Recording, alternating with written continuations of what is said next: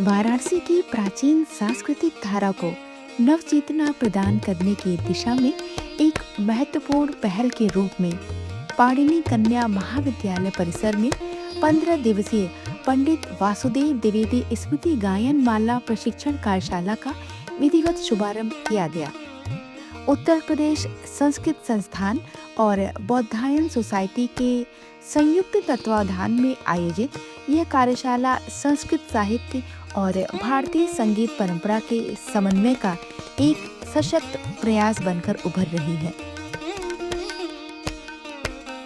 Doctor Saroj Kumar Pandey ने संस्कृत भाषा के इस आयोजन की रूपरेखा प्रस्तुत करते हुए उसके आध्यात्मिक और सांस्कृतिक उद्देश्य को रेखांकित किया। अस्यां कार्यशालायां पंडित प्रवणानां प्रातस्मरणीयानां पूज्यपादानां पंडित वासुदेव द्विवेदी शास्त्रीवर्याणां यानि गीतानि सन्ति तेषां सर्वेषां गीतानाम् अत्र प्रशिक्षणं क्रियते। अस्मिन् प्रशिक्षणे एतस्य महाविद्यालयस्य इत्युक्ते पाणिनि कन्या महाविद्यालयस्य याः छात्राः सन्ति ताः सर्वाः अत्र प्रतिभागिरूपेण उपस्थिताः सन्ति।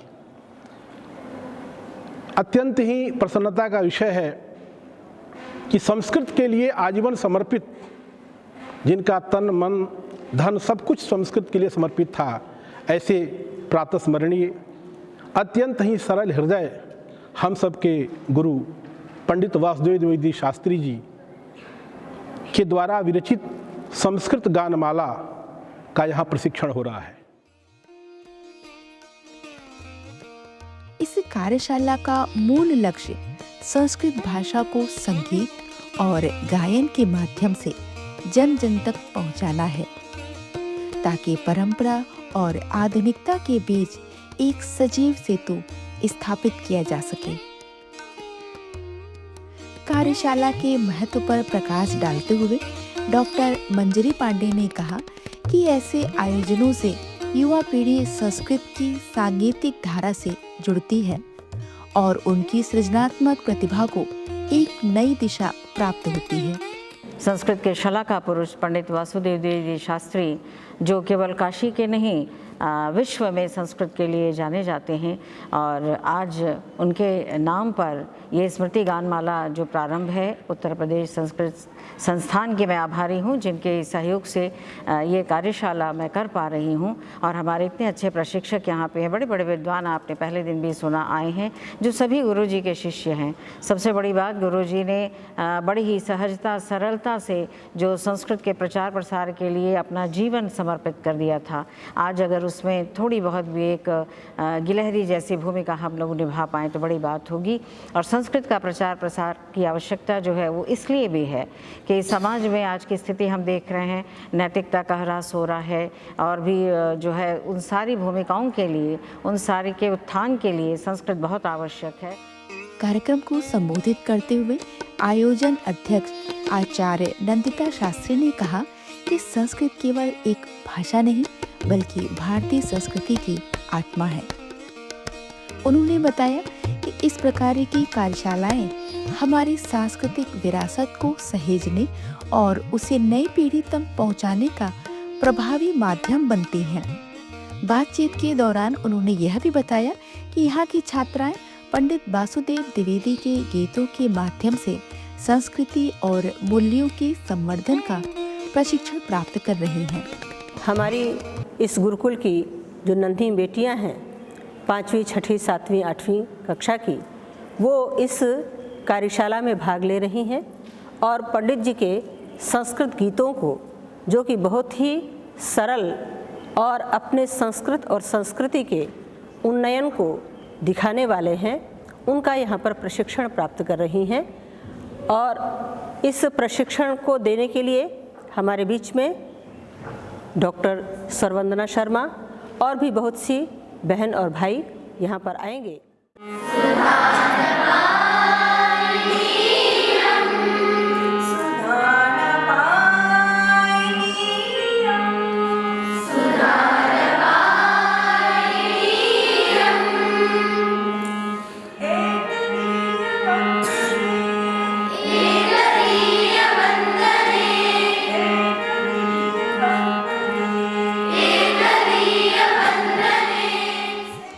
विशिष्ट अतिथि प्रोफेसर धर्मदत्त चतुर्वेदी ने अपने विचार रखते हुए कहा कि गीत और संगीत के माध्यम से संस्कृत के प्रचार प्रसार पर यहाँ व्यापक विमर्श किया जाएगा।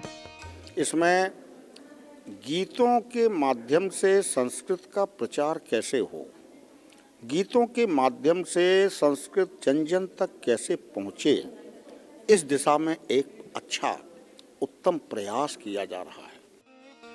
15 दिनों तक चलने वाले इस प्रशिक्षण श्रृंखला में प्रतिभागियों को न केवल गायन की विधाओं का अभ्यास कराया जाएगा, बल्कि भारतीय संस्कृति की गहरी समझ भी विकसित की जाएगी। प्रशिक्षिका स्वर वंदना शर्मा ने बताया कि संगीत के प्रचार प्रसार में इस कार्यशाला की महत्वपूर्ण भूमिका रहेगी और छात्राओं को शास्त्रीय गायन की बारीकियों से परिचित कराया जा रहा है। इस कार्यशाला के माध्यम से संस्कृत के प्रचार प्रसार में संगीत की क्या भूमिका हो सकती है, इसको लोगों के सामने, विद्यार्थियों के सामने लाना, ये इस कार्यशाला का उद्देश्य है।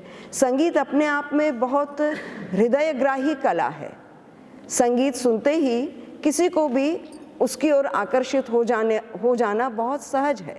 तो संगीत सुनते सुनते, संगीत में निबद्ध संस्कृत गीत सुनते सुनते संस्कृत की ओर भी रुचि हो जाए, यही गुरुजी की इच्छा थी और उनकी पूरे जीवन की तपस्या इसी बारे में थी कि संस्कृत का कैसे अधिक से अधिक प्रचार और प्रसार किया जाए और इसके लिए जिस विषय को भी वो सहयोगी बना सकें, उसके लिए वो कार्य करते। कार्यक्रम के अंतर्गत प्रशिक्षण प्राप्त कर रही छात्राओं ने समूह गायन की मनोहारी प्रस्तुति दी, जिसने वातावरण को सांगीतिक सौंदर्य और आध्यात्मिक भाव से सराबोर कर दिया।